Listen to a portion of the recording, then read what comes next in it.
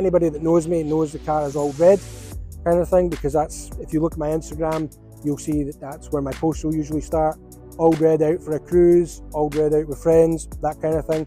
It's just, I thought it was quicker and easier to say Auld Red rather than rhyming off Escort RS Turbo all the time kind of thing. And for me, it's just, it kind of sticks, it kind of goes, and it's the only thing that's got a name that's not a human being in my family. I've had the car now just over 10 years. It'll be 11 years in September I've had the car.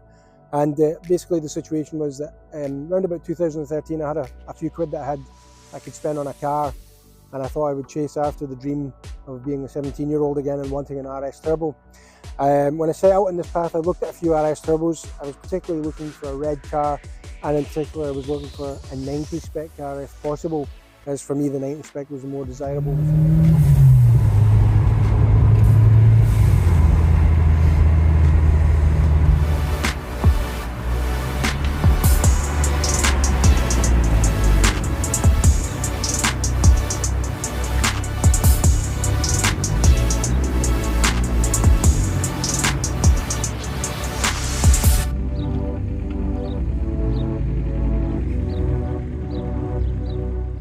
Hi, my name's Sean, and this is my 1989 Escort RS Turbo 90 spec. After a bit of searching and stuff like that, we kind of stumbled across this car here. It had been in a shed, covered in pigeon poo and dust and dirt, and had been really kind of left to rot, if you like. It was pretty much headed for the scrapyard when we kind of came across it. Did a bit of a deal for the car, etc. and the car came home and was put in my garage at home kind of thing. So when I got the car, as I say, it was in a pretty poor condition. It's not a low owner car by any stretch of the imagination or anything like that, but for the price I paid for the car, it was worth me trying to make a go at it, if you like. So the car was being a Ford, and a 1980s Ford at that. It was needing welded. At work, where I worked at the time, there was a girl I worked with, and her dad had his own garage, and he knew a guy up his way that he did welding and things like that. So he put me in touch with him.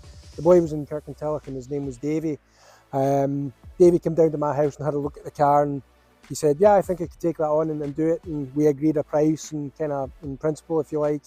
And the car was duly shipped to his place where he would do the welding. Unfortunately for Davey, it kind of grew arms and legs as it does with these things. He had the car probably about 5 months and ended up having to get one of his mates to come in and help him with, because every time we touched something on the car, more went wrong with it, if you like. So when I got the car as well, one of the things I was very keen to do was try and keep the original wings in the car, because as much as the car had been abused and unloved through its life, the car had its original front wings and front slam panels, along with the windscreen panel, the wiper panel here, because they were all date stamped, the original date from when the car was manufactured. But unfortunately, the rot was in at the back here as well, so the decision was made that the car would have to get 2 front wings on it. So the car's had 2 front wings. The inner wings have been both repaired in places. The car's also had sills. It's had back wheel arches, and it's also had rear panels at the bottom. The inner wheel arches have also been repaired. The floor's been repaired. The back panel along the back where the lights are, etc., that's also had some repairs, as had the front panel along here. What you have to bear in mind is that as much as the car looks beautiful and is nice, I've had to build the car on a budget. A lot of people have lots of money that they can throw at cars, and I unfortunately don't fall into that category. So to get this car to the standard it looks at now has been quite a labour of love, if you like. Once the car came back, bodywork was duly started to get it kind of prepped for paintwork and that. When the time came for the paintwork to be done, the car went to my friend John Colvin's in Stewarton. He had the car for a few months. He did all the major prep work, did all the paintwork and everything like that. And when it was time came to get the car back, I went up to his workshop and we put the side skirts back on the car so they were back on, and I didn't have to worry about doing that back at the house. Once the car was back at the house, it was a question of building it up, and I would go through fits and fads with the car where I was really desperate to get it done, and then I'd go through not wanting to do the car and couldn't really be bothered with it. So from getting the car back in January 2016 painted, it was January 2017 before it went for its first MOT in some 10 years kind of thing. As part of doing the car's got its original 90 spec Zolder trim interior in it.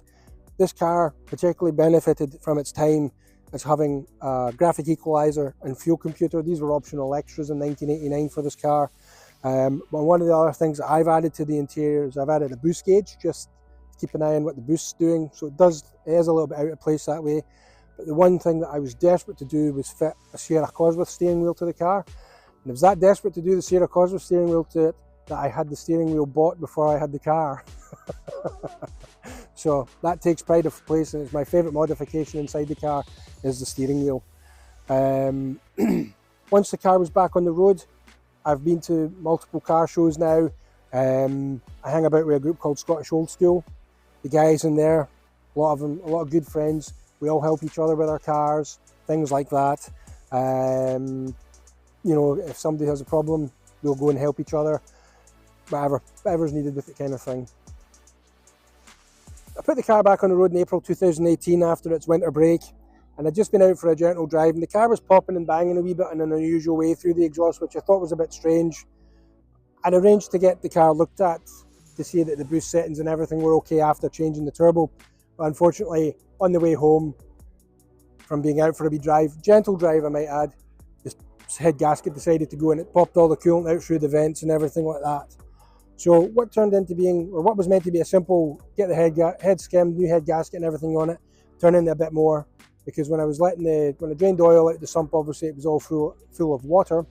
But I decided to take the sump off for some reason, and I took off one of the big ends and found that the bearings were all scored and the crank was all scored.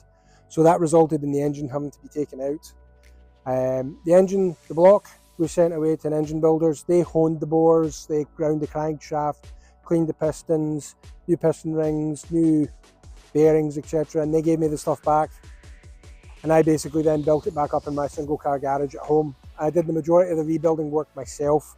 My neighbour helped me take the engine out of the car, but because he works on the oil rigs, he's away 3 weeks at a time, kind of thing, and back for 3 weeks. So anyway, long story short, I've got the engine back. I've painted all the engine block up. I've put it all back together again watching YouTube videos. Bear in mind, I am not a mechanic by any stretch of the imaginations. My father-in-law, who was a trained mechanic, helped me put the car on the road. He showed us all a bit what to do with this, that and the next thing. But I did the engine by watching YouTube videos and a few asking people questions about it. So when it came time to put the engine and gearbox back in the car, I was myself. My friends had said they would come around and help us, but because I was stubborn, I decided to use a trolley jack and a wooden box, and I managed to put the engine and gearbox back in the car by myself, which was a no-win feat itself, kind of thing. And still today, for the car, it's the proudest thing I've ever done with it, was build the engine and put it back in the car. The car has KYB shocks on it and Spax lowering springs. Can't remember, I think the Spax springs were 35mm lowering springs, but at the moment I can't quite remember. Again, when you look at the car in terms of the modifications on it, exterior wise, the car sits probably how I would have wanted it back if I could have had one in the 90s. The one thing when I got the car, was it had clear indicators, because that was obviously a big modification in the 90s, was to have clear indicators and smoked tail lights. I don't like those things. Now, I was looking for indicators and they're hard to come by these days. I found a guy in Fife that had a red RS turbo, had a lovely big garage. He had the car up in breeze blocks and he was restoring it. He wanted it to look 90s style, and he had clear indicators, and he was selling the original ambers from the car, so I bought them from him. A good friend of mine who stays down in Girvan, his name's Brian Eaglesham, he had an RS turbo and he decided that he was going to break it, and he gave me first dibs on all the bits and pieces he had for his car. So I got the wheels from his car, because this didn't come with the standard wheels. The tail lights at the back are amber, what you would call amber lights. Iggy gave me them as well for a decent price. Other bits and pieces for the car I got off him as well. And the bits and pieces I didn't want, I kind of sold, helped Brian sell. As part of having this car, this car also has a kind of different connection for me as well. Not a lot of people know kind of this. So this car is a genuine Scottish registered car. The car's registered, or the number plate was registered in Dundee, which I suspect the car came from Perth, if you like. Now, the interesting story to this goes, is that the car, once it was registered, ended up in Fife, and I lived in Fife as a teenager. And the paperwork for the car that I have indicates that the car was not very far from where I lived. And when I started driving, I passed numerous red RS turbos on the road when I was driving an XR3i. There's every possibility that I've passed this car and not knowing that at the time. Anyway, long story, my parents passed away and I ended up over on the west coast. Paperwork in the car indicates it ended up over close to Glasgow way as well. And then I moved down to Ayrshire and the car ends up in Ayrshire. So the car's been following me all my life, if you like. So that's probably part of the reason why it gets the name Auld Red, is because I feel I have a connection to this car in that it's followed me about and I've discovered it at its worst point in its life and I've saved it. And the car's as much a part of me as I am probably the car, I feel like. And when I was younger, when my parents were here, I used to do stuff with my dad. We used to buy and sell cars. He knew how crazy I was to have one of these things, and that's part of the reason why I have this car, is because I feel it's a connection to the past. My dad's not here, and people will say to me, oh, you know, you must be wanting, you'll sell it, you'll do this, you'll do it. I can't ever imagine parting with the car.